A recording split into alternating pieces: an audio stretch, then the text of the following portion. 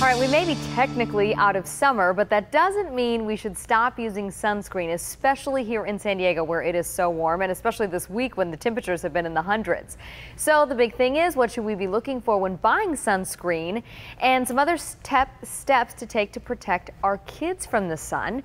Joining me now is Dr. Sabrina Fabi for tips for us tonight. Dr. Fabi, first of all, great to see you. Nice to see you, Jen. Okay, let's talk sunscreen. I think a lot of people think, oh, I only need to wear sunscreen when I go to the beach or I'm going to be outside for a long period of time. Your thoughts? So that's a common misconception. People should be wearing sunscreen every day that they leave their house. And ideally, if you're going to be out in direct sunlight, you need to be reapplying every hour. And do you recommend a specific SPF? I mean, I hear people say I just use SPF 15 all the way up to 100. Well, as a dermatologist, I want you to protect your skin the best you can. So something has to be at least an SPF of 30. There's a lot of controversy whether anything greater than an SPF of 50 even really offers that much more protection. So something between an SPF of 30 and an SPF of 50, I commonly tell my patients that if it's just daily use, an SPF of 30 is great, but it has to have key ingredients that block not only UVB, but UVA. So something that has titanium dioxide or zinc oxide. And if they're out in direct sunlight, whether they're hiking at the beach, even if they're in the shade where you get 50% of your UVA, you need to have a broad spectrum sunblock that again has titanium dioxide and zinc oxide. And are those two common ingredients in most sunscreens, or do you definitely have to look on the back and make sure that they are in the sunscreen? You have to look in the back. They're actually not that common. They're true physical blockers. They're not chemical screens. So you have to take a look, take that 1 minute to take a look at the back of what you're buying to make sure that it has those two key ingredients. All right, let me ask you about, I hear a lot of women say, well, I have sunblock or sunscreen in my makeup.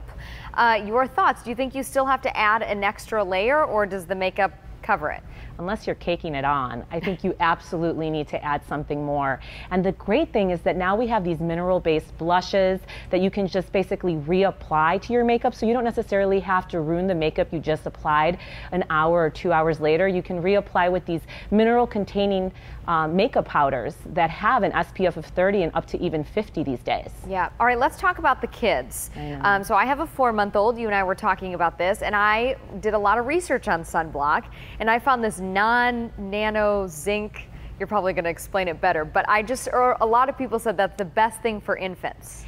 So the FDA generally recommends that you don't apply a sunblock liberally all over your neonate or a baby that's less than 6 months, just because their body surface area is much greater than their body weight. So there's concern that they have great absorption that can affect them systemically. So what we like to recommend is exactly what you said, a mineral-based sunblock that's not nanoparticles so that it doesn't get absorbed. So a non-nanoparticle, either titanium or zinc oxide, and in small areas like the face or maybe the back of their hands, not their whole body, because again, it can get absorbed since they're so small.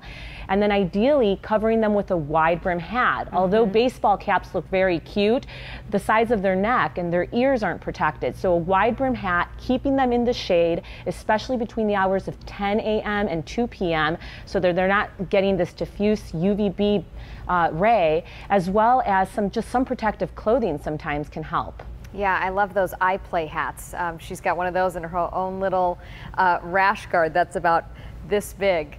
Certainly want to protect our kids at any age. Dr. Fabi, thank you so much for your insightful advice there. Thank you so much.